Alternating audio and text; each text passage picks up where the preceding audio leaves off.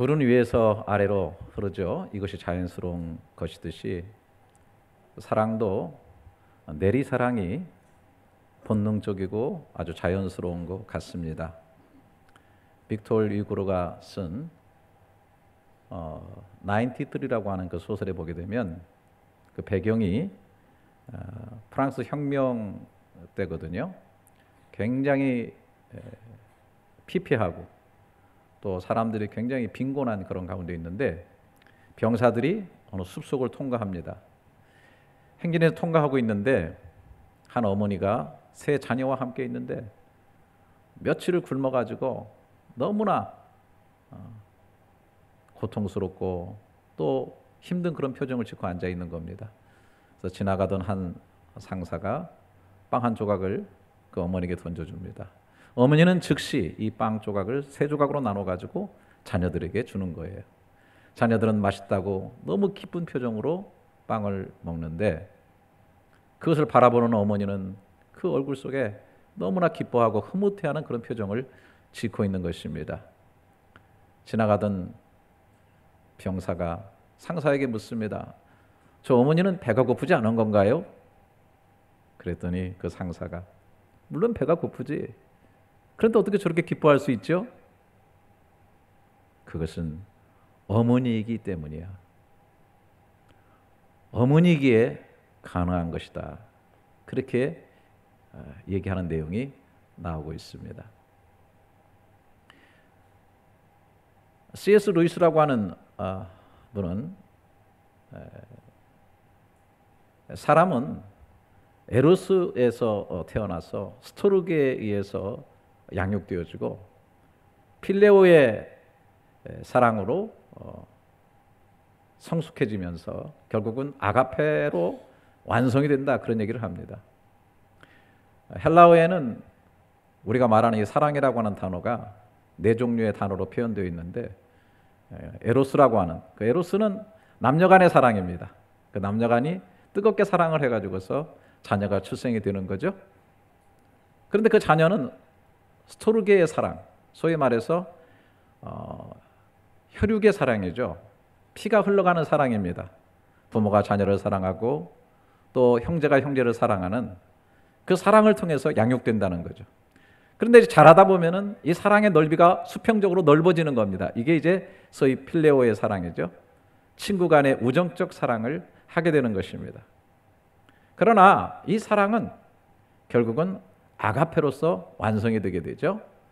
소위 희생적인 사랑, 자기를 넘어서는 이타주의의 사랑, 하나님이 우리를 사랑했었던 것 같은 모든 것을 다 주는, 심지어 자기에게 해를 끼치고 힘들게 한 사람까지도, 그 원수까지도 사랑할 수 있는 이 아가페의 사랑에 의해서 완성이 된다고 하는 것입니다. 그래서 우리는 사랑에 태어나고 사랑에 의해 살고 사랑으로 열매 맺고 사랑으로 가치를 갖고 완성되는 사랑 속에서 사는 그런 존재라고 하는 것이죠. 그런데 그 사랑 안에서 위로부터 흘러내려오는 이 내리사랑적인 것은 참 자연스럽고 쉬운데 올리사랑은 쉽지가 않다라고 하는 것입니다. 저도 지난 한 9일 동안 한국에 가 있게 되었는데 저희 장인 장모님 집에는 1박 2일을 있었습니다.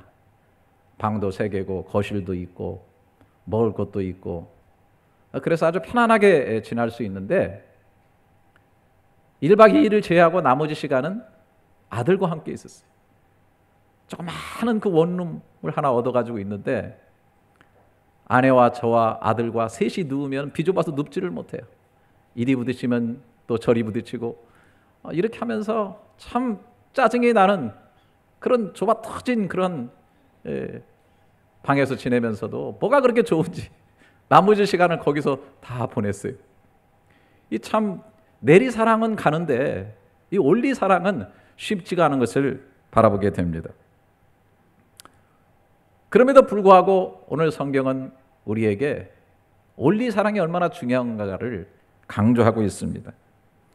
오늘 본문에 여러분 잘 아시는 대로 1절에 보면 자녀들아 주 안에서 너희 부모에게 순종하라, 이것이 옳다는 것입니다.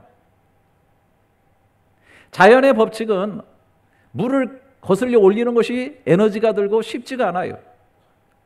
그런데 하나님께서 우리에게 하기 어려운 온리 사랑, 순종의 사랑을 하라고 하는 것입니다. 이것이 옳다는 거예요. 옳다는 거예요. 이것이 하나님 안에서는 하나님이 원하시는 일이고 이것이 자연스러운 법칙이라고 하는 것입니다. 순종하면서 부모를 사랑하라라고 얘기합니다. 왜 순종해야 됩니까? 로마서 13장에 보게 되면은 1절 2절에 각 사람은 위에 있는 권세들에게 복종하라. 권세는 하나님으로부터 나지 않음이 없나니 모든 권세는 다 하나님이 정하신 바라. 그러므로 권세를 거스르는 자는 하나님의 명을 거스림이니 거스르는 자들은 심판을 자취하리라. 위에 있는 권세들, 쉽게 말하면 뭐 부모님이나 또 언니, 오빠, 형, 누나 같은 위에 있는 권세들이죠. 또 뭐 세상에서는 선배들, 스승, 또 어떤 공동체 속에서는 어떤 세워준 리더들, 이런 사람들에게 복종하고 순종하라고 가르칩니다. 왜 그랬습니까? 이것은 하나님이 정하신 것이다 하는 것입니다. 여러분 생각해 보세요. 내가 그 부모님에게서 태어나고 싶었습니까? 내가 정해서 나온 겁니까? 그분이 나보다 이 세상에 먼저 존재하게 되어서 나보다 선배된 것은 내가 정한 게 아니잖아요. 엄밀히 깊게 파고들어 보면은 하나님께서 다 정해놓은 거라는 거예요. 그러니까 모든 위에 있는 권세는 하나님이 다 정해놓으신 것이다.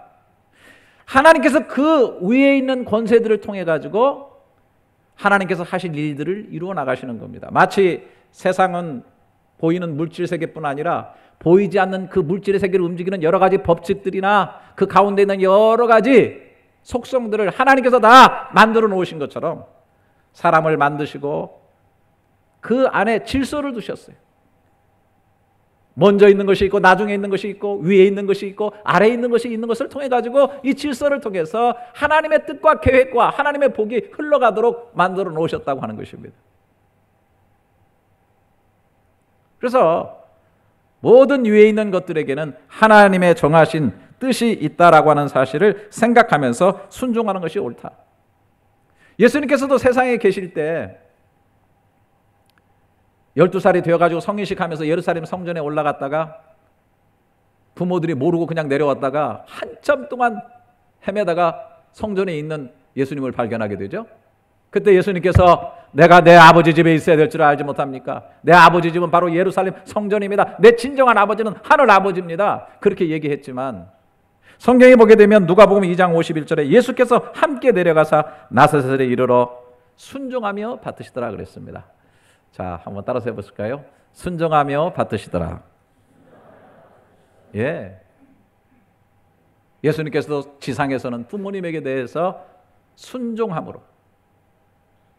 여러분, 우리 부모님들이 자식들 때문에 항상 하는 얘기의 많은 부분이 어떤 부분입니까? 아이고, 요즘 왜 이렇게 말을 안 듣는지 죽겠어. 정말 뒤지게 말을 안 듣네. 그냥 그런 얘기는 많이 해도 우리 애들이 너무 말을 잘 들어서 미치겠어요. 이런 부모는 별로 없어요. 놀랍게도 당연히 자녀는 부모에게 순종하는 것 같지만은 정말 많은 자녀들이 부모들에게 순종하지 않고 있다고 하는 것입니다. 왜 그렇습니까? 나이가 들어가면서 판단력이 생기고 그러다 보니까 자기가 옳다는 거예요. 내 소견이 맞다는 거예요. 간섭받기 싫다는 거예요. 나도 내 인격이 있고 내 삶이 있고 내 계획이 있다는 거예요. 많은 공동체 안에서도 마찬가지 아닙니까? 순종이라는 것이 힘들어요. 왜 그렇습니까? 뭔가 자기 주장이 있다는 거예요. 세상 사람들이 똑똑해지면 똑똑해질수록 순종의 도가 점점 없어집니다. 왜? 아는 게 많기 때문에.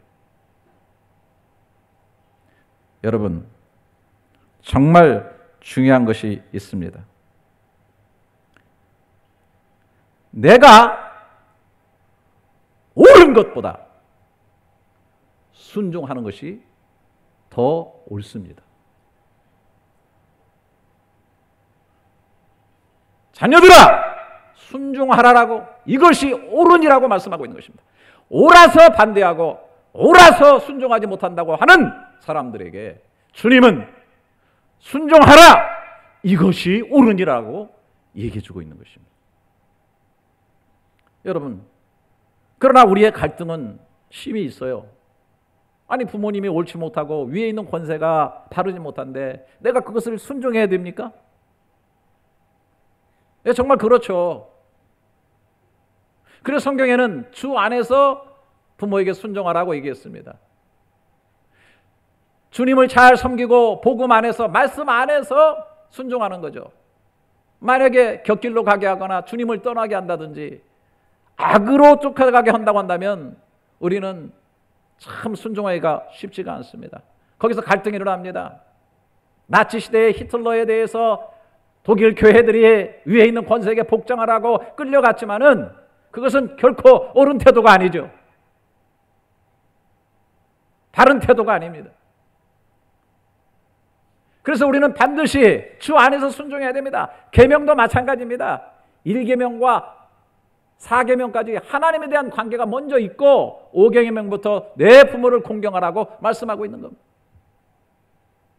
잘 분별해야 됩니다. 그러나 우리가 또 잊지 말아야 될 중요한 것이 있습니다. 우리가 때로는 어쩔 수 없이 불순종할 때도 있겠지만은, 그러나 우리의 태도가 바르게 되어야 된다고 하는 것입니다.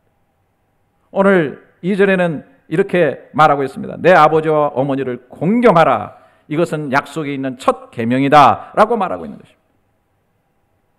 우리가 피치 못해서 순종하지 못할 경우도 있겠지만은 우리의 태도만큼은 그 부모님의 위치에 대해서, 위에 있는 그 권세에 대해서 공경하는 태도를 잃어버리지 말아야 된다라고 하는 것입니다. 여러분, 공격과 공경은 다른 것입니다. 많은 사람들이 의외로 공경하지는 못할 망정 공격하는 태도로 살아가는 사람들이 이 땅에 정말 많습니다.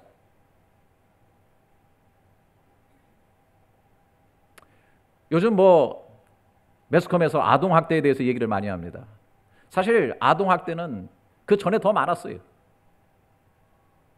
저도 제 자녀를 기르면서 제가 생각할 때 정말 아주 못된 부모였고 아동학대까지 이른 그런 삶들이 있습니다.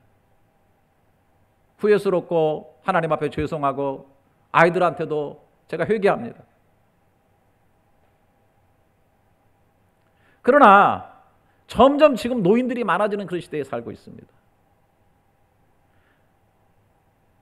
과거에는 말이죠, 예를 들어 시어머니가 며느리를 다 도제식으로 가르칩니다. 반찬하는 법이라든지 집안 살림하는 법이라든지 다 부모가 애기 키울 때도 어머니 어떻게 하면 되죠? 얘가 딸꾹질이 심해 어떻게 하면 되죠? 다 그래가지고 위에 분하고 이렇게 다 해가지고 도제식으로 다 배우면서 순종하면서 이렇게 존경하며 살도록 그렇게 구조적으로 되어 있는데, 요즘은 검색창을 치죠. 다 배우는 데가 따로 있어요.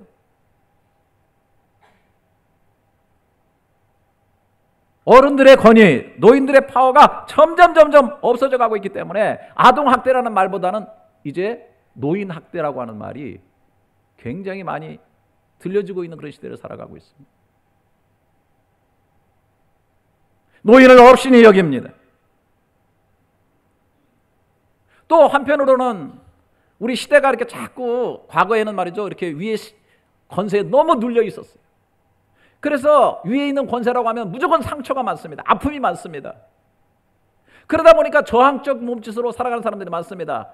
공격하고 저항하는 것이 똑똑하고 그것이 자기 잘남의 표현이고 자기 권리를 찾는 거라고 생각하는 사람들이 있습니다. 한편으로는 또 아부하는 것에 대해서 굉장히 경멸을 느낍니다.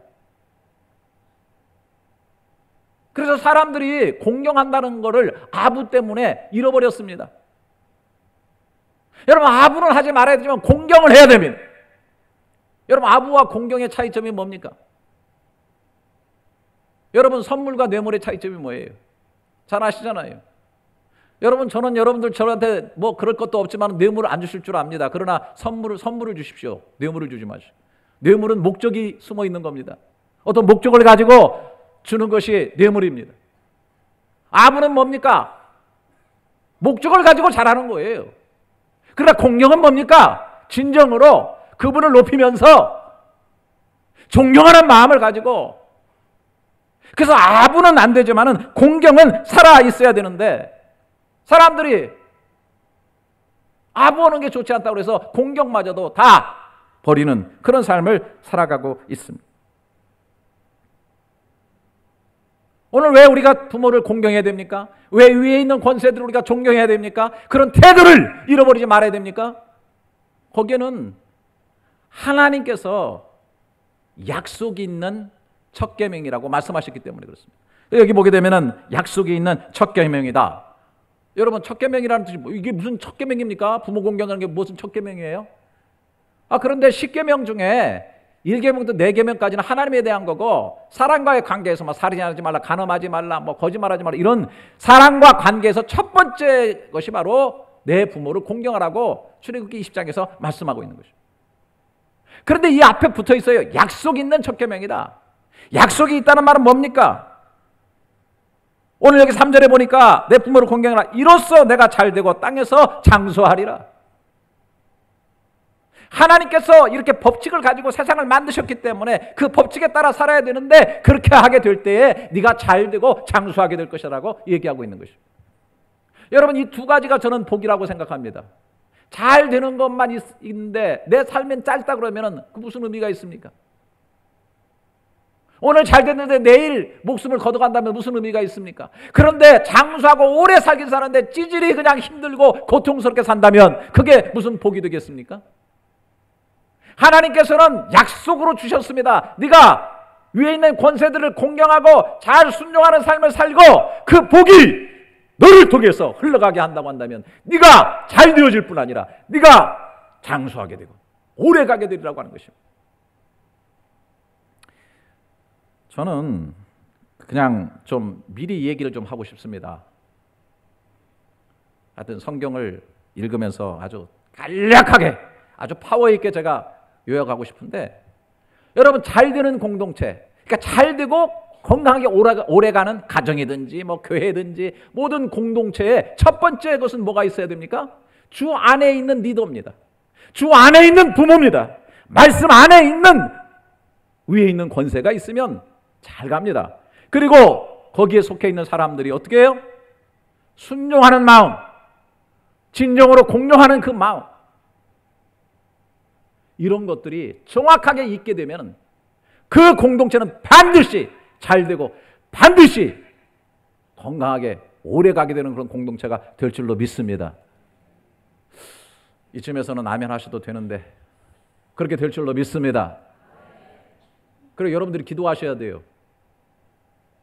우리 열린연합교회도 위에 있는 권세로 주신 리더들이 주 안에 있도록, 말씀 안에 있도록, 하나님의 뜻 안에 있도록 여러분들이 간절하게 기도해야 됩니다.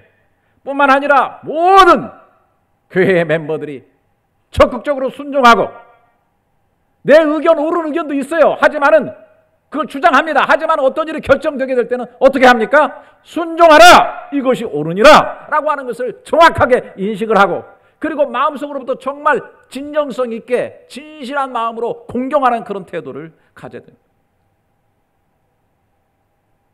제가 필리핀에 갔더니 아주 좋은 교회가 있었어요. 한인교회. 거기 앞에 강대상에 그거 하나 딱 써 있어요. 주보에도 그거 하나 써 있어요. 자녀들에게 꿈을 키워주는 어른들을 존경하는 교회. 그 꿈을 품고 나가는 젊은이들을 격려하는 교회. 그리고 이 꿈을 같이 이루어가는 교회 공동체. 와, 멋있지 않아요? 우리 열린연합교회도 그렇게 될 수 있기를 주님의 이름으로 축원합니다. 어른들을 잘 대접하고 공경하고 잘 모시는 것이 바로 나를 향한 것이라고 하는 사실을 결코 잊지 말아야 합니다. 그래서 어느 글에 보니까 8가지로 얘기를 합니다. 노인은 나 자신이요, 나의 과거요, 나의 미래가 되기 때문에. 노인은 인생의 길잡이며 조상의 얼을 지닌 가족과 민족의 뿌리기 때문에. 세 번째, 노인을 공경하면 나의 효도지만 이것이 다시는 자연스럽게 자녀의 교육이 되기 때문에. 네 번째, 노인을 공경하면 훗날 내가 공경을 받을 것이기 때문에. 다섯째, 노인을 멸시 천대 학대하면 나 자신을 그렇게 만드는 행위이기 때문에. 여섯째, 노인을 외롭고 고독하게 버려두면 자신을 버리는 행위가 되기 때문에. 일곱째, 노인의 여생을 안락하고 평안하게 보살피면 미래의 내가 받을 축복이 되기 때문에. 여덟째, 노인과 어린이를 함께 지내게 하면 인생과 조상의 슬기가 함께 교육될 것이기 때문에. 예수님께서도 십자가 위에서 그 십자가를 지고 가는 그 대업 앞에서도 하나님 아버지의 뜻을 내가 이루었습니다. 아버지의 뜻을 이루어서 내가 아버지를 영광스럽게 했습니다. 하늘 아버지에 대한 순종과 공경의 효를 다한 모습을 보게 됩니다. 뿐만 아니라 육신의 어머니 마리아, 인류의 대업에 이 사건을 치고 십자가에서 죽어가는 그 아들을 바라보는, 고통을 받으며 죽어가는 그 아들을 바라보는 찢어지는 그 어머니의 마음을 깊이 들여다보시면서 가장 사랑하는 요한에게 그 어머니를 맡기면서 보라, 지금부터 내 어머니다. 여러분, 신경수 씨가 썼나요? 소설책 제목 엄마를 부탁해. 이게 여기서 나온 거 아닐까요? 엄마를 부탁해. 진정으로 육신의 어머니를 향해서 공경하는 그 마음.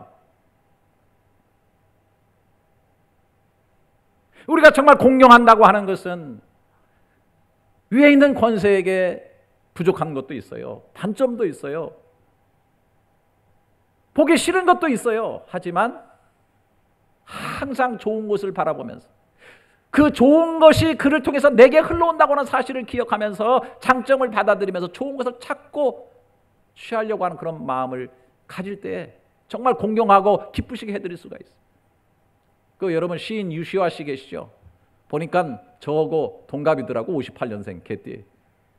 근데 그분이 쓴 시 가운데 그대가 곁에 있어도 나는 그대가 그립다, 출판 11년 만에 108쇄를 찍을 정도로 아주 인기가 있습니다. 물속에는 물만 있는 것이 아니다. 하늘에는 그 하늘만 있는 것이 아니다. 그리고 내 안에 나만 있는 것이 아니다. 내 안에 있는 이요, 내 안에 나를 흔드는 이요, 물처럼 하늘처럼 내 깊은 곳 흘러서 은밀한 내 꿈과 만나는 이여, 그대가 곁에 있어도 나는 그대가 그립다. 이 시가 수많은 남녀들의 가슴을 설레게 했습니다. 이 시를 쓰게 된 비밀이, 그 아버지가 있는데 30년 동안 가족을 돌보지 않았어. 그 낚시만 하러 다니고 말이죠. 한량이야 한량. 어느 날 너무너무 마음에 분노가 일어나가지고 낚시하고 있는 아버지를 찾아가는 거예요. 그러면서 도대체 아버지 속에 뭐가 있나 물어보는 거예요. 아버지, 낚시를 하면서 무슨 생각을 하세요? 라고 물으니까 그 아버지가 말합니다. 너는 물이 말하는 소리를 들어보았니? 자, 그곳에 가만히 앉아서 귀를 기울여라. 그러면 강물이 너에게 하는 말이 들릴 것이다. 엉뚱한 얘기 같지만은, 그러나 그 아버지가 그 강물의 소리를 듣고 있는 그 신비로운 모습을 바라보면서 여러 가지 화나고 분노한 일이 많이 있었지만은, 그러나 그 아버지가 들으려고 했던 강물의 소리를 듣고자 하는 그 귀를 갖기 시작했을 때, 그는 가까운 사람들의 속에서 소리를 들었고, 그는 자기 내면의 소리를 들었고, 그는 사물이 자기에게 말을 건네는 얘기들을 들으면서 그의 시어가 속에서 꽃처럼 피어나게 되었다라고 하는 것입니다. 다 버릴 것만 있는 게 아니에요. 취할 것이 있습니다. 좋은 것이 있습니다.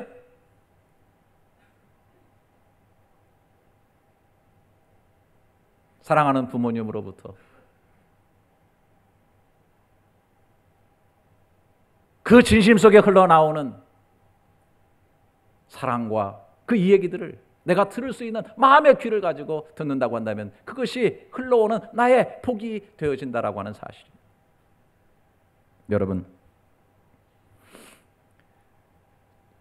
진정한 인격의 뿌리에는 순종과 공경성이 있습니다. 그 인격과 삶이 정말 건강한가? 그 삶이 오래가는 건강한 삶인가를 알아보려면 그 사람의 내면을 파보면 그 속에는 정말 순종함과 공경성이 있습니다. 오늘 여러분들이 예배로 나오셨죠? 여기 다 앉아 계시죠? 주님은 여러분과 저에게 이렇게 말씀합니다. 이사야서 29장 13절에 주께서 이르시되 네 백성이 입으로는 나를 가까이하며 입술로는 나를 공경하나 그들의 마음은 내게서 멀리 떠났나니. 주님이 찾으시는 게 뭡니까? 마음이 와 있는 진정성 있는 진실성 있는 그러한 공경의 마음을 주께서 우리에게 원하시는 것입니다. 그분이 건강한 신앙인격이요 건강한 삶을 하나님 앞에 누리는 자이기 때문에 하나님이 그 공경을 찾으시는 것입니다. 오늘 우리가 공동체 속에 살아가면서 우리의 삶을 살아가면서 저는 간절히 원하는 것은 주 안에 있는 위에 있는 권세들이 있고 주 안에 있는 하나님의 마음을 품은 부모들이 있고 그리고 우리의 자녀들이 그 부모로부터 순종의 통로를 세우고 진정한 공경의 통로를 세우고 이것이 건강하게 흘러감으로 잘 되어지고 오래가게 되는 건강한 공동체를 그런 가정을 그런 교회를 그러한 우리의 삶을 이뤄갈 수 있기를 그리고 그러한 대한민국이 될 수 있기를 주님의 이름으로 축원합니다. 기도하겠습니다. 하나님 아버지, 저희들이 정말 하나님을 공경하고 사랑하는 삶을 살게 해주시옵소서. 하나님이 이 땅의 백성들이 주 안에서 부모님과 위에 있는 권세들을 진정으로 순종하고 공경하는 마음과 태도를 회복할 수 있도록 도와주시옵소서. 순종과 공경의 진정성과 진실성이 늘 회복되어서 이 순종과 공경을 통하여 우리 하나님의 사랑과 은혜와 복이 후손들을 향하여 우리를 통해 흘러가는 역사가 창일하게 하여 주시옵소서. 약속을 따라 드려지는 11조 주일원금, 감사헌금, 선교헌금, 장학헌금 여러 예물에 누르고 흔들어 넘치게 드려주시는 풍성한 은혜가 채워지게 하여 주시옵소서. 모든 것이 주님의 것임을 고백하며 물질의 욕심을 이기고 떼어 감사함으로 드리는 그 마음에 물질을 다스리는 진정한 자유함이 있고 주시는 자가 채워주시는 더욱 풍성함의 삶이 넘치게 하여 주시옵소서. 영혼을 구원하고 하나님의 나라를 세워가며 다음 세대를 말씀으로 양육하는 일에 이 드려진 헌금이 잘 쓰여질 수 있도록 은총을 주시옵소서. 예수 그리스도의 이름으로 기도드립니다. 아멘.